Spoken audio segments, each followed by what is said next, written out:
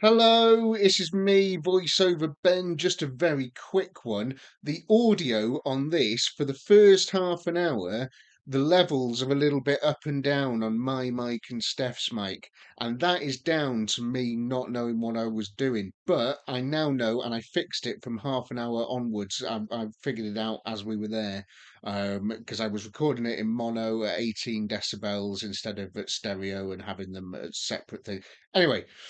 Enjoy it, and it's really good anyway. So, yeah, great. But half an hour in, it gets better audio wise. Welcome to Wheels and Wings podcast, episode 17. You may notice that we're not in a bar, and that's because I've had to kill WYNNE and bury his body. So we're here at my workshop instead, and we've got a new co-host. Although this is only for this one special episode. We've got a celebrity in, which is fun, isn't it? Am I a celebrity or am I just some random girl with orange hair that makes videos on YouTube? Who knows? This is Steph from Idriveaclassic, and I just thought,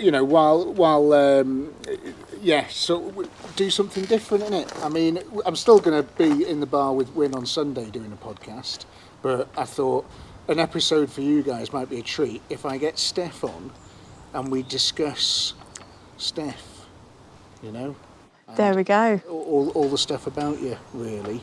I've got a few questions lined up for you, and I'm quite nervous. It's my first time sort of interviewing a celebrity. And we're doing it in the sun, and it can't be much better. Both of us are very pale naturally, so I wonder if we're going to end up with sunburn at the end of the video. I hope so. I do hope so. And have I put on my microphone? Oh, yeah, there it is. So yeah, if you haven't seen this before, if you haven't come over on the Wings and Wheels podcast from Tasty Classics or anything, this is where I do all my YouTube side of stuff. And Steph is also a YouTuber. So she's a very, very successful one. She's been going for a very long time, and just does great car reviews, runs a festival and stuff, and just lots of other good stuff which we're going to get into. So she's here today doing some other bits for your channel. Indeed I am, yeah. So we're going to spend a little bit of time doing some stuff for you guys. And so we'll start. What's your name and where'd you come from? Oh God, it's the Cilla Black line that I use on people. Is that what you use? Yeah, that's because she used to go like, I can't do the voice. I'll do the voice. Yeah, go on. She's just like a little bit, it's a soft scouse, isn't it? It's like, yeah. I'm not good at it. She's like, what's your name and where'd you come from? That was really good. But apparently she never stayed. Was that a Birmingham accent? Who knows? It was dreadful. Anyway, it's like when people try and do a Welsh accent and it ends up sounding Indian. It's like that. It's true. Or when people do a Yorkshire accent and you just think, have you even been to Yorkshire? Anyway, I'm Steph. I'm from Idriveaclassic and I am based in Yorkshire. And that's where R. Graham would get the audience to clap. Thank you. Yorkshire's cool. I used to live in Yorkshire. A lot of my family's from Yorkshire. Where did you live? A lot of my family lived in Bradford. Oh, okay, yeah. And then, I don't know, just around there and stuff, really. I was quite young at the time. We all live in Wales now. North Wales, because they're all getting old. And that's what you do, isn't it? You get old and you move to Wales. Or, in WYNNE's case, you are from Wales and you're old. That's quite mean. But Wales does have one of the biggest charity shops in the UK, and it's in Mould. Not surprised. It's enormous, and we actually took a special day out to go and see this charity shop, and we were very underwhelmed. Really? Yeah, it wasn't that good. Wow, what was it full of, like Glenn Miller records? Yeah, it was like Glenn Miller records, books by Katie Price, random items. I tell you what, if you ever go in charity shops and it's an absolute dross of a charity shop, there's always like a Rimmel lipstick, some tenner ladies, items of Asda cookware that are stained up with curry or baked beans, and you just think, why are they here? They should be in the bin. Half stuff in a lot of these like real rubbish charity shops should just be in the bin. Clear it out, get the good stuff in. And price it affordably. There we go. So this video, half of it is going to be on this channel, because right now you're watching this on Tasty Classics going, hang on, this isn't Ben's Wheels and Wings channel. What's going on? Is he doing podcasts now? I don't get it. What's happening? Well, I'm not. This is showing you what the podcast is. It's kind of not what it's usually like, because we never usually do it here. But if ever I get a huge mega celebrity on, then I'll do it sort of here. Or if they come to the bar, we'll do it in the bar, whatever, you know. But we're going to have half of it on this channel now, just so you can get a taste of what actually goes on, and you know, you can get a bit of an insight into Steph. But just as it gets interesting, we're going to switch over to the Wheels and Wings YouTube channel. And I'm doing that so that if any of you are enjoying it, you then have to go out of the video, go onto the Wheels and Wings YouTube channel, and then watch the rest of it on there. And hopefully while you're there and while you're passing, if you can just tap the subscribe button as you go past, that'd be amazing. That'd be really, really good. So that's what we're going to do. So we'll do this for a bit, and then we'll swap over onto there. So I've got loads of questions for you. Go on. I don't know really where to start, but I think we'll start with a fun one. Go on. So here's your option. Mm-hmm. You can either drive a Nissan Qashqai Yeah. for 5 years, and it's the only car you're allowed to drive for 5 years. Right. Nissan Qashqai. Or go to prison for 1 month. I'd go to prison for 1 month. So would I, yeah. And I'll tell you for why, because I struggle, and this is really embarrassing. It doesn't have power steering, I'd like to point out. I struggle to park my Proton in the tiny spaces in Kingsgate car park in Huddersfield. It's quite a big car, though, isn't it, for an old car? Like, it's not. I think you say for an old woman, and I was going to say, yes, it is quite a big car for an old woman, but I'm an old woman with a lot of stuff. Yeah, it is a big car. 24, aren't you? Shut up, I'm 36. But look, it is a big old beast, and the worst thing is when you get all the people watching you when you're trying to reverse back, and you're literally like... And I get really stressed as well, like really hot. And then I feel really hot. And I usually have the heater jacked right up, because that's the only way to live in a Proton. And it's like... No, it's because I love, I'm really cold. I'll talk about that later on. I'm always really cold.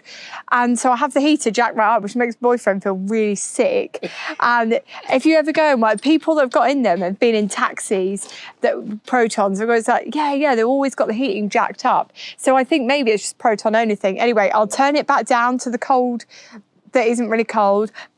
And then I'm trying to muscle my way out. If I was in a Qashqai, I would be one of those stressed out middle-aged women that's knocking into those, you know, those barriers that you see in the car parks. Even when they've got sensors on, you watch them clip the barriers and you think, you've got sensors, hun, why are you hitting that? You shouldn't be, and you've got power steering. They're all scraped, aren't they? Yeah, they're all scraped. They're all scraped. There's always a bald tyre. There's like a fruit shoot or a Capri Sun on the back seat. There's some like kids' toys. Like they're never empty. They're never devoid of stuff. And then they're always dirty. You never see one that's older than about 3 months old. They're not well looked after, are they? No, I wouldn't buy a second-hand one. No, God, no. But again, they sell really well. They're popular, which is bizarre. It is bizarre because nobody needs a car that big. None of us need a car that big. No. Anyway, that's my Land Rover Discovery there and my 1969 Ford F-250 pickup truck. Yeah, but you have got some variation. Yeah, and I need these. I need them. Do you? Yeah. That one I used to go to tip runs in, and that one I used to tow things with. Very much a want and not a need, but okay. My memory is not very good through years of hardcore drugs, so I've got all my questions written down here. We'll have another fun one. I cannot believe you said that on camera. Am I joking? It wasn't that long. Money no object. Yeah. Is this why like Discovery Channel's never going to pick me up? I think they've picked up some pretty shady people. You'll be all right. You're funny. Oh, thanks. Money no object. Yeah. 3-car garage. What are we talking? Okay. I scraped up. No, sorry. Yeah, Nissan Qashqai, Nissan Juke, something else that's rubbish. No, 3-car garage. Well, first of all, my Morris Minor, I'm going to be buried in that. Nice. I have Yeah. spent When? so much. Well, look at the age of me, probably in the next 10 years. The way I drive sometimes, probably in the next 5. No, I'm joking. I've actually calmed down a lot, but that car is part of me. So however much money, I always said when I was really young, however much money I made, I would always have that car. Well, okay, So that's 2 more cars that I get to pick. So I'm going to pick. Well, can we do it? The cars that you've already got, you can keep. I can keep? Yeah, because Do I get to garage them as well? Yeah, they're in a separate garage. Okay. Because I was going to say, if I got asked that question, I have just realised that they would already be here. So, Yeah. Yeah, well, maybe not all of them. But so, okay, so forget the cars that you've got, because I want to ask you about those later as well. But I want to hear 3 totally different cars. Okay, so do you all... Money, no object. You can buy a new, I was going to say new Proton, but they stopped making them. They do still make Protons, but... Really? Yeah, Proton still exists in Malaysia. Wow. Yeah, I went to their head office. It was really cool. In fact, You went to Proton Malaysia's head office? Yes, I went to Malaysia, but I've got the video sitting. You know what it's like? You know when you've got video sitting and you need to edit it, and I was waiting for something to happen. Anyway, it's not happened, so I need to get that edited out. I don't know when I'm going to do it. It's probably September, October. It's a winter video. I went to Singapore and then I went to Malaysia. So we went to celebrate my auntie's 60th. She's such a cool lady, and we went over and we had a really good time. And then Malaysian or? No, she's just living the dream in Australia. Oh, nice. She is my absolute idol. She is a grown adult woman living for herself, having a great time.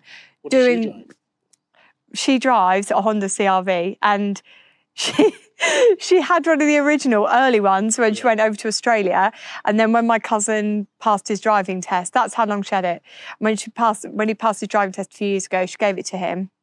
And then that's what I drove when I went over to Australia when I was 30 and I went to see her. I've never been to Australia. So I love good. The Aussies.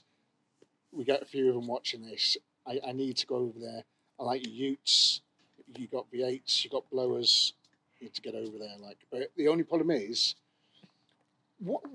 if I know it'd probably be easier for us because our country is smaller. Why don't we stick a load of outboard motors on Scotland and sail the UK, leave Ireland there. I don't know, if Ireland wants to come, we'll attach a couple of chains.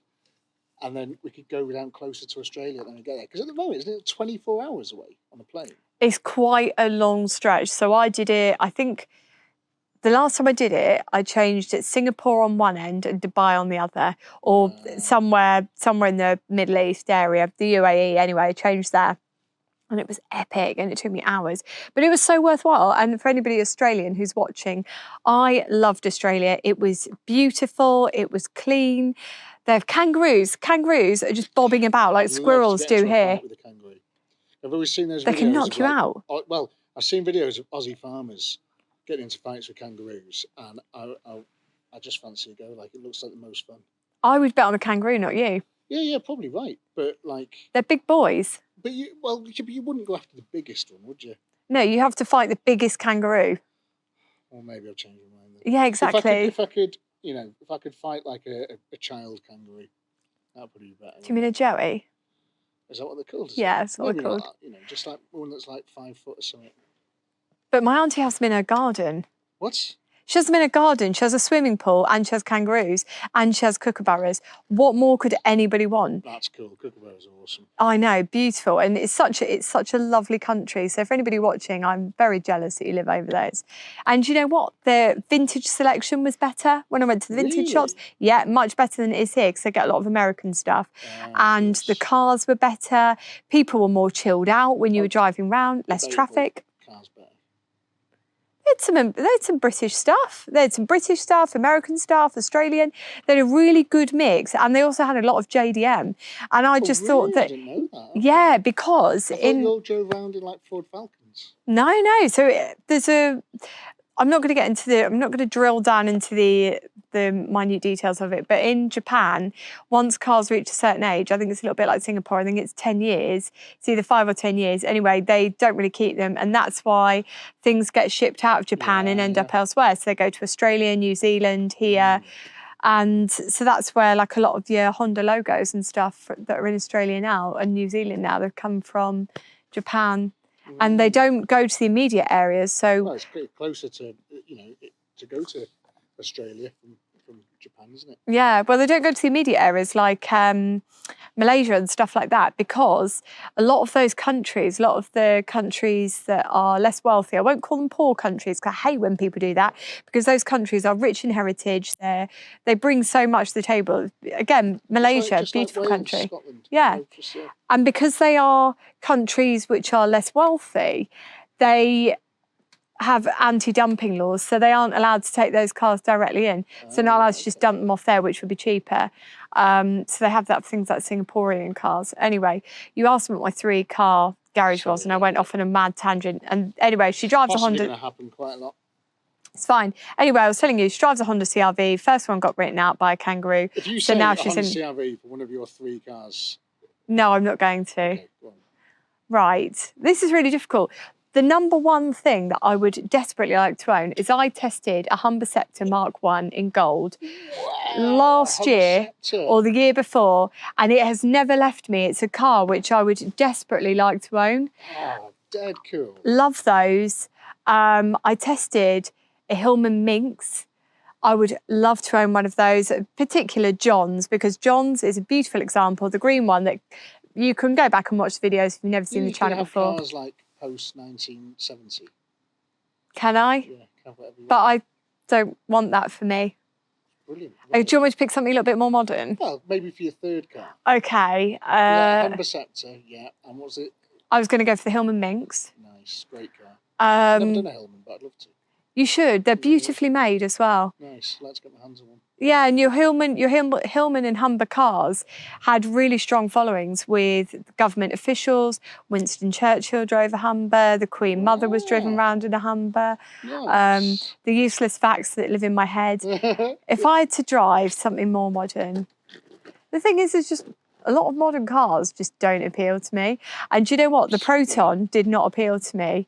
And How? it didn't appeal. It was too modern. And I thought, do you know what? This is, because I was moaning that I had nothing reliable, I thought, this is a gift from the universe. Don't muck it up for a change. And I'm so glad that I've got it. And actually, nice. I love it desperately. Anyway, 3rd car, and I have to pick something more modern. I know what I'm going to pick. Go on. I'm going to pick a Hindustan Ambassador, because it has all the ingredients of a car. It's Why? You could have anything. You could have had a Lamborghini. Have you been in a Hindustan You could have had a Ferrari. Ambassador? You could have had a Rover. I don't want a Rover or a fake Rover. I want a Hindustan Ambassador. It's cool as anything. They are so cool. Have you ever been in one? I went in one Do you know what? earlier this You're right. week. I haven't. I'm sorry. Right, so they are cool as anything. I went in one earlier this week. A customer came into work and I almost lost my mind, because it was one of those cars I always wanted to own, but I never go usually above £2,000 when I buy a car. Yeah. So nothing has ever dropped into that bracket, and they never lose their value apparently. Yeah. And anyway, he came into work and I was like, oh my God.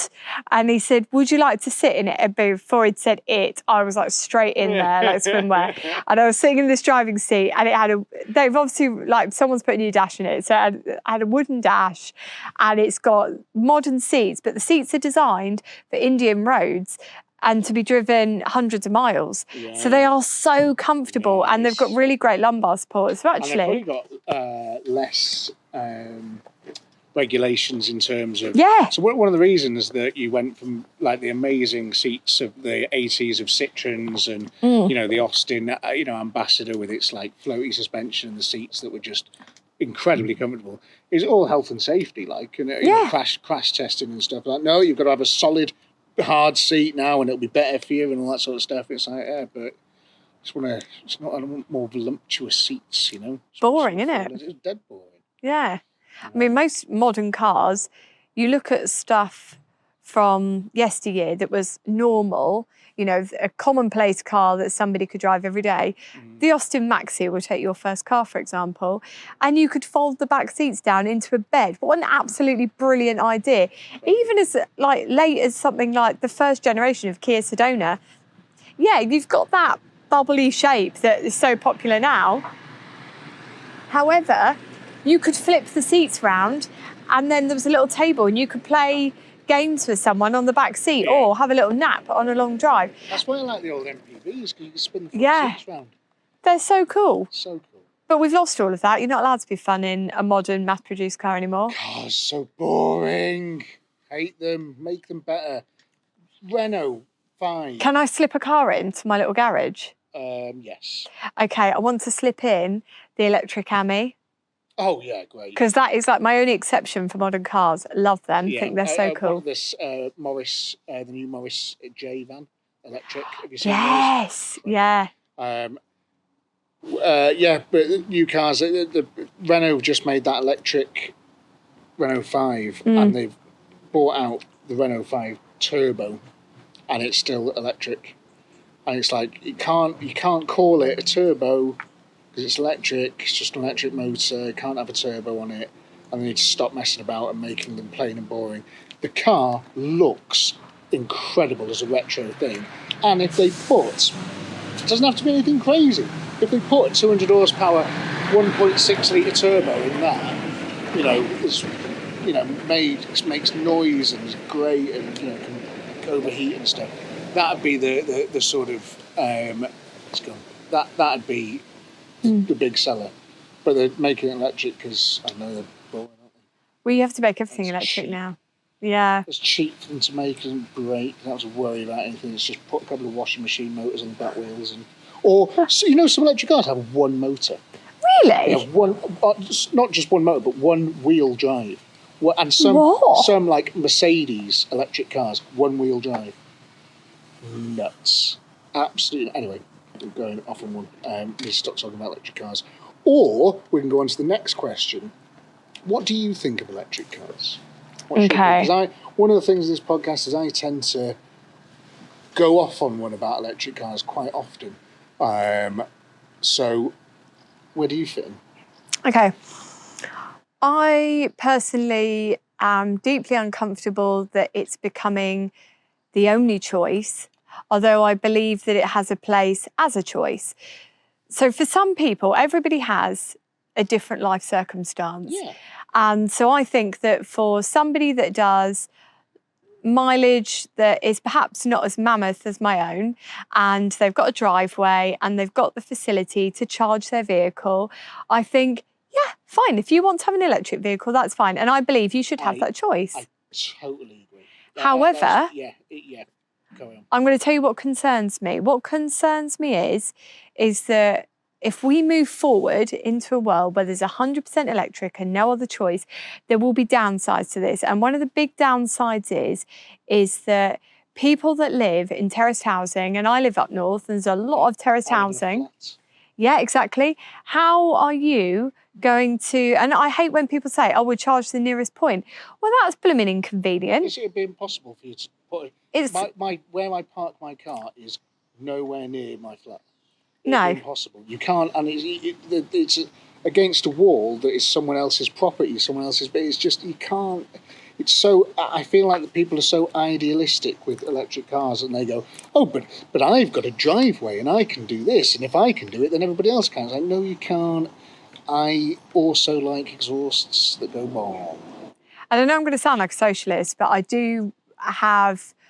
I feel deeply upset about how little, as I would say as a global community, we care about people and care about the needs of people that are in, I would say, that lower 30% in terms of income and circumstance. So, for example, like the divide between people who make all decisions who live in London and people who live in the Highlands of Scotland or in the Brecon Beacons or somewhere where it's so out of the way that you can't rely on an electric car, because if you go to the shops to pick up your newspaper and stuff, it's 100 miles away and then you drive back again and your car needs charging again, but you forgot your cigarettes. Yeah. You've got to go all the way back and you can't, because you've got to wait for your car to charge. But what really concerns me is that cars, what will happen is cars will end up not having the same long lifespan. I don't know enough about that actually to comment on that with enough knowledge behind me. But what does concern me is that motoring is becoming more and more expensive, and yet there are so many people in our society that need a car to get to where they're going. People that are often forgotten about when these big decisions are made, people that work as shifts in hospitals, people that work at McDonald's. Now, I really hate when people say, go and get a better job.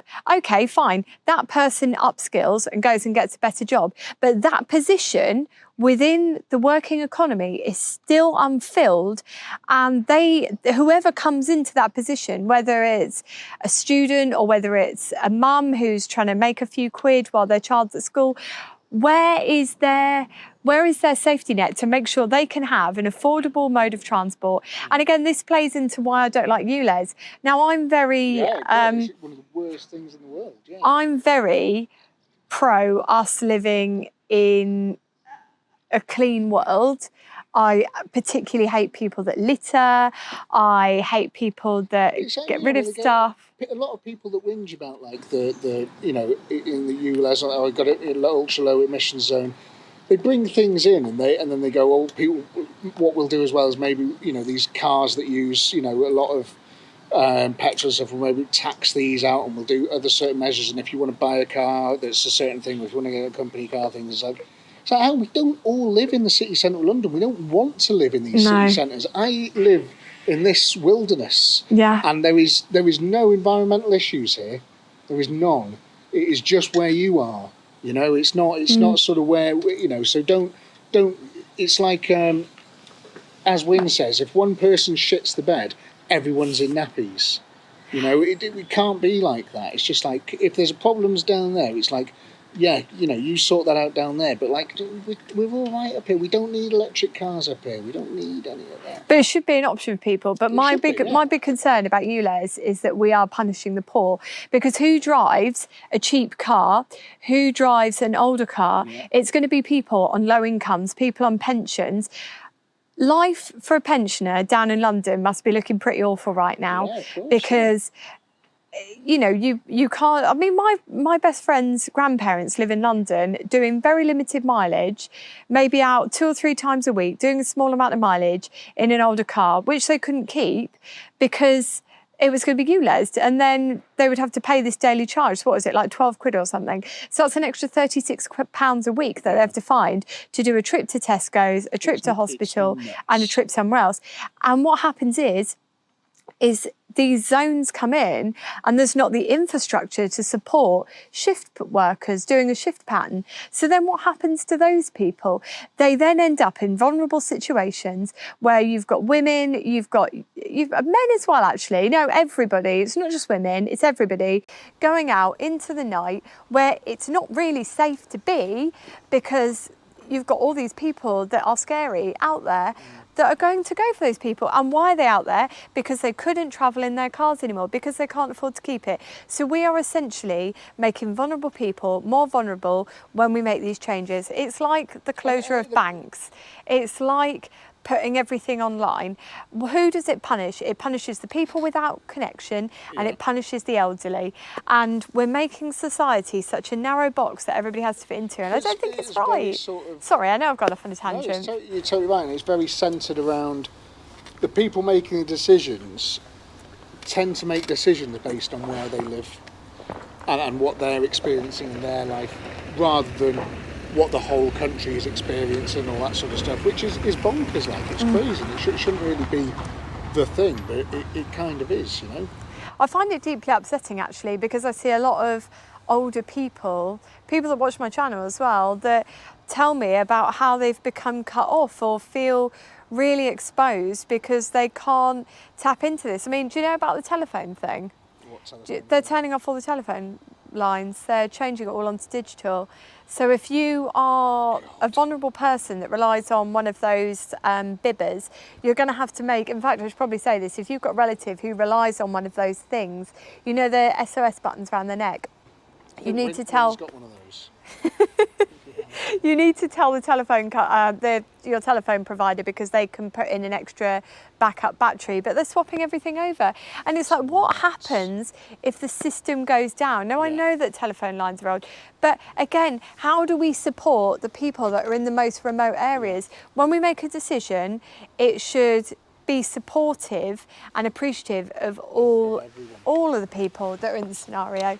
And I think that I talked about this recently on a video, that I think that for older cars in London, we should have had an amnesty. So you use that car until it's at the end of its natural life, and you can't take it any further, and then the car goes off for scrap. But what's happened is we've ended up scrapping a load of good cars that didn't need to be scrapped.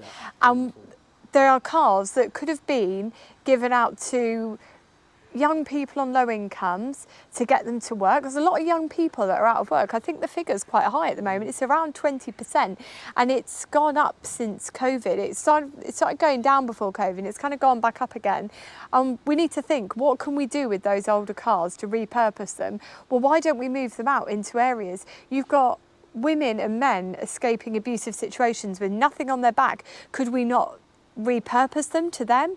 So you instead of get, it's a very wasteful. It is. It makes me angry. You know, and you know, yeah, it's just. It's like clothing. People buy all this rubbish clothing off these fast fashion websites. Men and women do it. Everybody's doing it, and you wear it once and you chuck it away. Obviously, I'm sitting here today in a suit from 1968, so you know I don't buy anything new, because I think it's. Trainers for about 4 years. Yeah, well, we're not going to put you in the fast fashion box, but there are a lot of people out there that do just click through everything, and they do it with home furnishings, they do it with clothes, and what happens is it all goes out and people forget about cars, isn't it? You know, modern cars are, an electric car is, you know, they started to make noises when electric cars were first sort of on the scene, of them being financed like a mobile phone. Yeah. A contract, rather, you know, I know there's like PCPs and stuff, but maybe it's slightly different. So like a contract hire, like mobile phone sort of contract, you upgrade in a few years, blah, blah, blah, and you're paying for it anyway.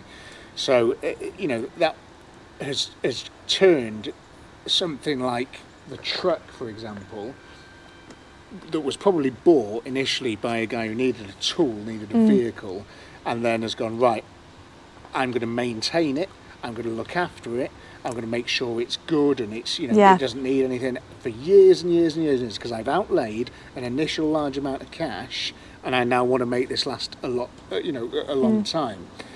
And what's happening now is that people are going, oh, I just pay this monthly fee and I get this new cash guy every week, and it's just you're just clogging up the oceans with plastic alloy wheel covers. You know, because you look at the modern cars and you're like, oh, they've got alloy wheels, but they're not. There's steel wheels behind them, and it's plastic. Do you want to know a really frightening statistic? Yeah. Did you know that there is enough clothing in the world which exists right now to clothe the next six generations of people? Wow. So if there's that much clothing waste, how much automotive and vehicle waste do we have? You know, this Proton would have gone to scrap if I hadn't picked it up. Yeah, that's true. Well, a lot of the cars that I have around here, they would have gone to scrap. Probably still should. So we're going to move on to the next question. Yeah. And I'm just going to move the camera slightly. Sorry if my microphone levels weren't as loud as yours then, but I think I've fixed it now, so it might be better. But I've moved camera angles, but also did it because I wanted to check that everything was still recording properly. So what's next? Here's a good one. Go on. What's been your sort of worst car crash? Yeah, it was absolutely bloody horrendous. Why? What did you do? So I don't know who I thought I was. It was when I had a brief life crisis in my late 20s, and I bought this Mark II Golf. Nice. And I thought I might have been a cool person, but obviously I'm not. So I kind of got over that really quickly. And I would say... I think a Mark II Golf, you'd suit, yeah, it's good. I think you'd be cool in one. No, it didn't at all, because all the other people on the group were really cool, and I was like the resident nerd. And they all, you know, they're all like very like snapbacks, vapes, full sleeve tattoos. I was very Those kind like. I was very like fat ginger girl in a homemade dress, and so like it just wasn't the right vibe for me. Anyway, this bloody car just wouldn't die. I hated it. It didn't start ever, and it had the original carb on it. You know, the ones that are absolute nightmares. Is and it then, the Solex? Yeah, and then changed it. I can't remember. I don't care because I hated Upgrade them it. for a Weber on your V-dub. Yep, put the Weber on and it still wouldn't start, and I really hated it. And anyway, someone went into the back of it on the first week. Wow. Went down to the scrapyard, Motor Hog in Murfield or near Murfield, and got a new bumper, banged it on. So I was like, right, great, fine. And then I was driving, I used to work in Leeds, so I used to commute from mine to Leeds, and God knows why I thought this was a sensible idea. And it was running on like cut down springs and stuff. Nice. I guess for a normal person, it might have been quite cool, but for me, because it was so alien to what I was used to in a Morris Minor, I don't know what, I just don't know what came over me. So anyway, I used to pray that this thing would just die.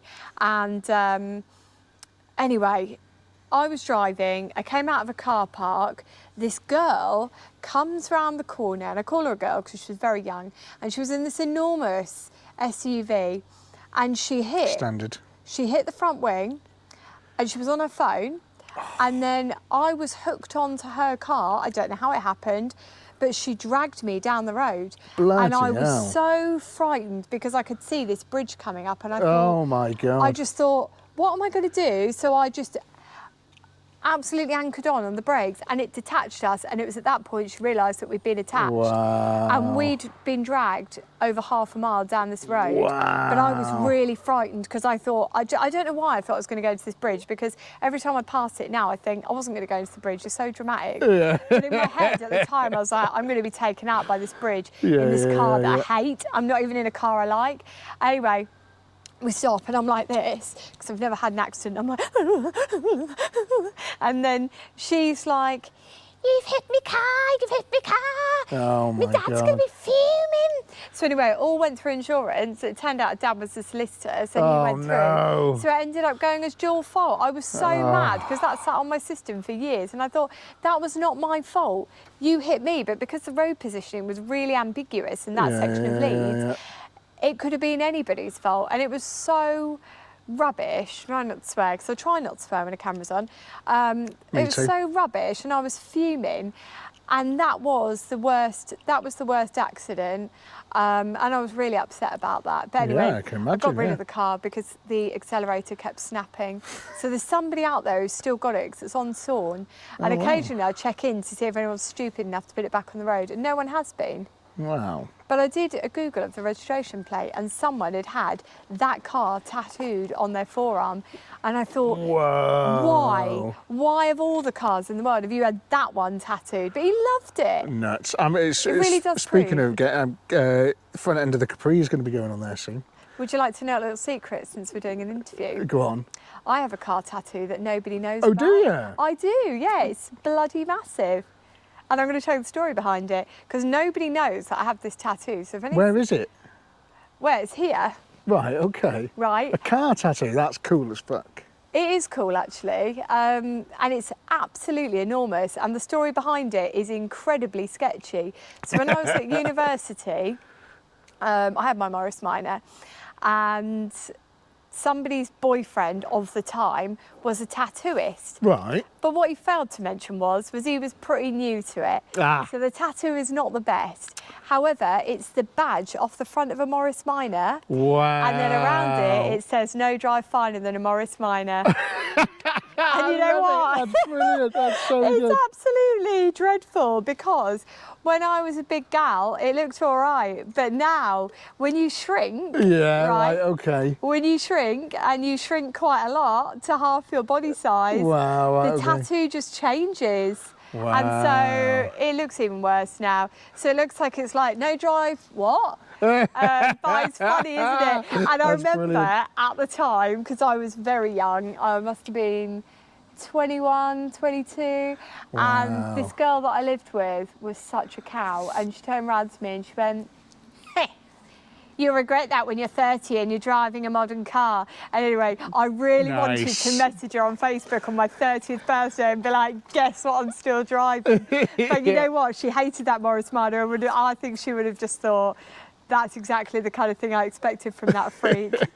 But yeah, so I've got that one. Nice. That's cool. And it is quite big. It stretches from just above my waist to just under here, and it stretches across to there. So it's like a little bit.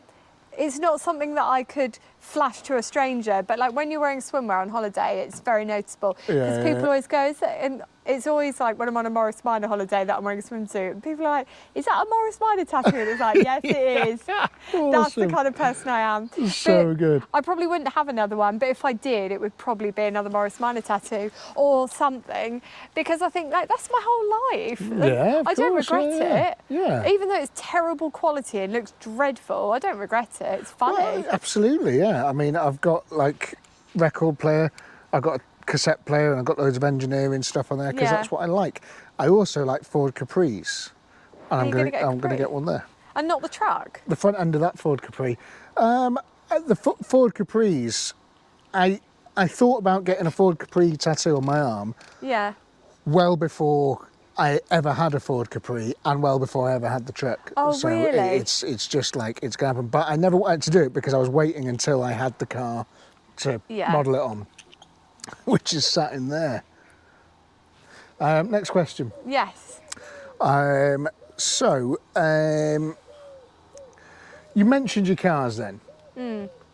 One of your cars, briefly. But can we have the rundown of what you're driving? Yeah, I've got an absolute... Or not driving. Okay, I've got an absolute myriad of complete nonsense. Nice. I have got... Let's work from the best down to... Yeah. When am I going to start it? So Brilliant. I've got... The Proton, very normal, respectable car, just here. What, is that a Persona? No, it's a Saga Explorer. Proton Saga, and it's a 1.5 MPI. My mistake. It's all right, I'll let you off. Yeah. Persona's a little bit newer. This is based on a Mitsubishi Lancer. Oh, is it? Yeah. Nice, yeah. Yeah, so it's Mitsubishi running gear. So even if you take off the fuel cap, you'll see that it's got the little Mitsubishi logo on. Sick. That's really cool. Stick an Evo engine in it. I don't want to be a Proton bore and go on about it because, like, I've already established myself as quite an uncool person for the kind of cars I'm obsessed with. I don't need to be obsessed with my Proton as well. It speaks for itself, that car. It's amazing. You know what, though? I genuinely bought it and I just thought, okay. And I thought I'll keep it till I'm through my surgery, and once I've healed and once winter's over, I'll go back to classics. And I never did, because it is such a good car. Nice. It's such a good car. Like, I love her to bits. She deserves the world, and I will never say a bad word about her because she's done over 50,000 miles in my ownership. Wow. And I've had one garage bill. That's it. So good. I know. So good. I know. Have you done a review on it on your car channel? Do you know what? I don't think I've ever reviewed it. Well, you should do, so then whoever's watching this can see a review about it. Yeah, do you know what? I think I just got in it and I was like, right, let's see if it starts. Just started it and drove it. And the problem is I just never stopped driving it. So I've done like little updates and stuff, but actually I really need to take her up for a drive and show people, because she is such a good car. And this is the thing, never judge a book by its cover, because you look at it and you think, that's a bit of a grandad mobile, but actually it's very fun to drive. Yeah, and I mean, it's got the single spoke steering wheel, and I'd love to send it round the Nürburgring. It's just got that quality about it. it would fly. Like, as we discussed in my video, I have heard on the grapevine from myself, having a personal experience, that you can get it over 100 miles an hour on the sat-nav. But I'm not going to disclose as to where and when I found that out. Yeah. But it might have been a day I was late for work, or that might have been on a private road. Who knows? But the point is that I actually really love it, and I didn't think I would. And it means the world to me. So I've got that, which I will keep till I cannot keep it going anymore. Nice. I've got my Morris Minor, that I love with my entire heart. That is like one of my organs. So how long have you had the Morris Minor? I'll tell you the story behind it, actually, because it's kind of a funny story. So I've had that since I was 23, 24. Wow. I was fair while. Longest car I've ever had's 4 years. No. And it's that. I've had it for a good old stretch. So when I was 23, 24, I was sitting around in the house eating crisps at university. Yeah. Just getting fat, eating crisps, writing Yeah. a dissertation, helping my housemate write her dissertation, doing everything that wasn't getting a job. And then I logged onto Facebook and saw that one of the laziest people on my course had got a job, and I thought, I haven't got a job. Has everyone else got a job? So anyway, I dropped a message out. Everyone else suddenly had a job apart from me and my housemate. And I thought, oh my God, we don't have a job. And what am I going to do? So I applied for 100 jobs in one day. Nice, like that. Get a call. Hey, I love it. It's Michelle at prime time. Do you want to come down? Whole thing sounded like a massive scam, but I thought I'll just turn up anyway because I'm desperate. So I went over, got an interview for Bon Marché. It's like Primark for nanas. And I just went. I loved it. I loved the people that interviewed me. The lady called Catherine, she was just such a wonderful woman. Nice. I still speak highly of her now. She was one of the best bosses I ever had. And she said, well, I got down to the car. Michelle rang us and I was like, hiya, Michelle. And she's like, hiya, love. And she went, do you want a job? And I thought, yes, I do, Michelle, because I've got rent to pay. So it's Thursday at this point. And she went, right, love, it starts on Monday. Is that all right? And I thought, car is absolutely knackered because I had a Morris Minor before this one. Yeah. And it was hanging on by an absolute prayer. Yeah, yeah. Except, like, God didn't have any more prayers for me. He was like, mate, you have used up the entire Bible here. I'm not giving you any more chances. So anyway, Classic car life. week one, the bonnet flies off. No way. I was like, are you joking? So anyway, Catherine had a very good sense of humour and she said, don't worry about it, just get to work when you can. So I'm on probation. I turn up and I go and get a bonnet of somebody else in Derby, bang it on, and I drive into work. So I've got a black bonnet, which I've sprayed with a rattle can on this car. And I was like, wow, it looks absolutely dreadful. And then week two, the car blows up and I was like, you're joking. So what do I do? Well, at this point, I've got 2 weeks' wages in my back pocket, which is 500 quid. That's quite quite.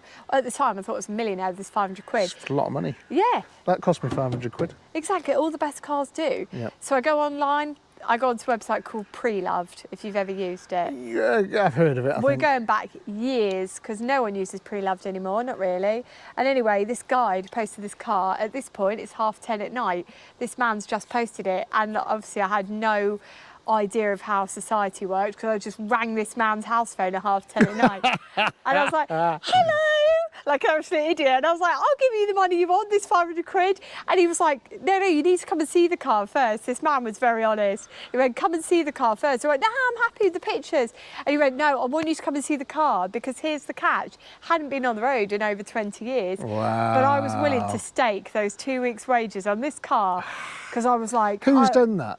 You know, if you're watching this now, there must be a point in your life where you've saved up a bit, you've got a little bit of cash and you've bet it all on something with 4 wheels or 2 wheels, you know.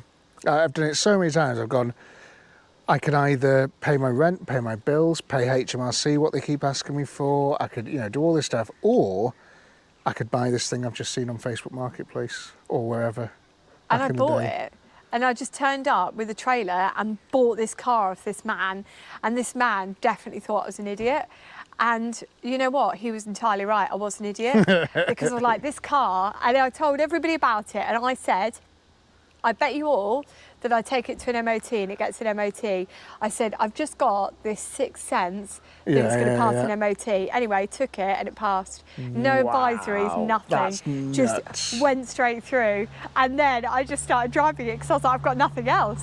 That's amazing, so And good. that is the car that I still have today, except it looks a lot nicer. Because it used to have a drain pipe bumper, it had these spot lamps on, which people kept reversing into, so they were taped in like rally lights. Yeah, It was I love hand that. painted, the seats had fallen apart, everything had gone wrong, and visually, it was not good.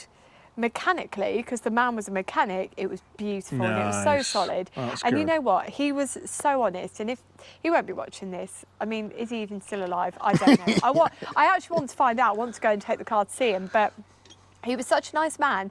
He went round the car and he said, this will need doing in a year's time, this will need doing in 3 years. And he was absolutely right on all of it. Brilliant. And he was such a nice, honest man. And you just don't get that. Yeah. You just don't get that. And he as well had offers from other people that were willing to turn up before me with the 500 quid, and he waited. Nice. And I just think it was so honest. So I've got, anyway, long and short, I've got those two. They're my two good cars. Got the Marina, the clutch has gone. I don't understand what's going on. It is a bit, So are these all at your house then, are they? they're all over the place. Yeah, just dotted around. They're Being all over. worked on, or the Marina? Do I look like, my hands are quite clean at the moment. I haven't touched anything in, well, I put the engine in the Morris Minor the other week. Yeah. With my saw that, bosses at work, such good people, but we'll come on to that in a bit. And they've obviously got the ramp and stuff, so put that in. Realistically, the next job that needs to happen is I need to get a clutch into that Marina, because Yeah, I love yeah. that Marina. Why am I not doing anything with it? I've just run out of time, so we're trying to do a house renovation. I've also got my Triumph 1300, which Nice. what was it? The fuel pump's gone on it. So I've got a fuel pump sitting on the stairs that I need to put on. What year is that? 1968. Oh, fantastic. Yeah, Nice. so it's a good little bit of kit, and I need to do something with it. What's it like? Rust-wise and stuff, is it all right? No, Yeah. it's a bit like your Triumph. Daft Dreadful. question. Yeah, dreadful. Yeah. And it's just got more and more dreadful because more and more things have come to light as I've been digging, and that's not what I want. So does it run and drive and everything? No. If I put the fuel pump on, it'll run and it'll drive, but I like cars to be sound if I'm taking them out on the road. Yeah. Because I always think if somebody sees me out in something, and if I'm influencing, I want to make sure that all the influencing that I do is a positive one, and I Yeah. want people to drive cars that are safe, because driving, I always Possibly say, where I've gone wrong, I think. but do you not think driving's a privilege, not a right? And if people are watching Couldn't our disagree channel, more. It should be a right. Everybody should, from birth, get a driving licence, and from birth, it's as quick as you can learn how to do it. I mean, I would have been in a car a lot quicker if that had been the case. But no, I don't know. I think the youngest I ever drove a car on the road was 10. Really? Because I lived on a farm and there was a road outside, obviously, and just country lanes. And up until I passed my test, I used to take the car and just go on the road. That is absolutely hilarious, but also definitely not something we should advocate for. No. I don't know, I try and be a little bit more sensible because I feel like I used up all my 9 lives. Yeah, I get Because it. I had a really bad car at one point, and the last time we ever drove it was to move it onto a trailer and the floor fell out. Wow. And Yeah. I didn't drive it for a long time before it got But it could have patched, happened but- on the road. because I knew that it needed a lot of welding. When I started digging, I was like, oh no, that's really bad. And I feel like between that and Nancy in her heyday and me in my heyday, the way I drove Nancy as well, Nancy's the Morris Minor. I've used all my 9 lives. Fair. And Totally I once fair. had a premonition, right, I'm going to tell you, and it was really weird. Do you believe in ghosts and stuff? Oh yeah, man. Ask me about R-Reg cars. So superstitious. Right, we're going to ask about our reg cars in a minute, but I'm going to tell you about a weird We dream talked I had. about R-Reg cars. Go and watch it. I talked to Steph on her channel, so subscribe to her channel. Go over to her channel, watch us talking again and doing some other stuff and driving cars and things. It's all on her channel as well. We talked about R-Reg cars then, so we don't need to get into it now. Yeah, okay, good point. But I had this weird dream, okay, and in the weird dream, my brakes failed. Oh shit. And I thought, I'm really frightened. So the next day I got in the car and I was really frightened. And so I got a proper adult to check my brakes. And the proper adults, who were mechanics, said, there is nothing wrong with your brakes, right? Yeah, I then go on this drive. it's a brave thing to say. Yeah, I then go on this drive, and Morris Minors have single circuit brakes. So I go on this drive and I'm leaving massive stopping distances because this dream is stuck in my head. And I am so Yeah. frightened and Of I course, can't relax. premonition. Brakes fail on the drive. Wow. The brakes failed on the drive. And I couldn't believe it. And everyone was so shocked because I talked all about this dream. And that is one of my last 9 lives. And I thought, I can't push my luck much more because I've just been saved here. And I think there's been other occasions, like when I got this and it passed its MOT first time. So I don't like to push my luck too much. So I think my guardian angel is knackered. Totally fair. Absolutely knackered. So I got those. My guardian angel's dead and buried, I think. Your guardian angel is having to take Pro Plus, mate. Yeah, Pro Plus. It's a bit retro, isn't it? I haven't heard that for ages. Is that still a thing? I think so, yeah. Wow. Not taken Pro Plus since university when I was writing essays and Mad. stuff. We used to crumble worked. it into joints and smoke it. It's amazing. Is that actually a thing? Yeah, I think so, yeah. I was quite a nerd. I never did anything like that, so... That's not what you told me before. Don't try and make me more exciting. I'm not more exciting than that. So, you've got the 4 cars then? I've got more than that. Okay, so you've got the... I've also got a secret car that a lot of people don't know I've Proton. got. We've got...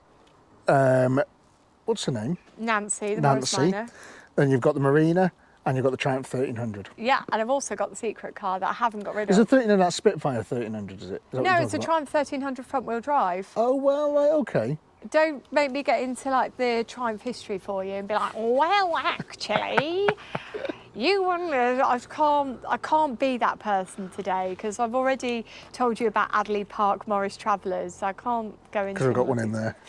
Anyway, I've also got the secret car. I've also got, and if you remember way back, is this your like Porsche Cayenne that you've got that you secretly use all the time? Are you joking? No, it's a 1981 beige Mini Metro. Oh yes, what a dream! It's sitting in the unit, and nothing's happened to it for a number of years. But what I've said to myself is that 1300, 1100? It's got a 1275 engine in. Whoa! It's got the A plus, but it's very smoky. So what I've decided is in my head, I'm going to do that next summer. So I'm making peace with myself. I was going to sell it, but I've actually decided I'm not going to sell it now. I'm going to get it back on the road and have a bit of fun with it. Metros are cool as. My mate's dad used to have a Metro van, and I loved it. It was the coolest looking thing. No, well, yeah. My first car was a Metro. I can tell you now, I was not cool, I was ridiculed. Amazing. Well, I think, yeah, what we're going to do now is we're going to do the big switch over. So I've got a couple more questions lined up for Steph. I want to get into a bit more of you as in your history, and you as in nothing to do with the cars, but yourself. You know, where have you come from, and how did you get to sort of where you are now and stuff? And that is all going to be over on the Wheels and Wings podcast channel. We're literally just going to go stop and then start again, and we're going to be on the Wheels and Wings podcast channel. So the link for that is in the description of this video. So it's dead easy. All you've got to do is go out this video, click on that, watch that one, and then as you're going past, hit the subscribe button. That'd be really cool. Because we do a podcast like every week, and it's great fun. And if you just want something to while you're working, so you don't have to watch it, you can just listen to it. It's all available on Spotify as well. So you've got all that there. And I'm gonna, ask a lot of questions to Steph here, and hopefully we'll, get through a lot of stuff that a lot of people might not know. Yeah, let's try it. So I'll see you there.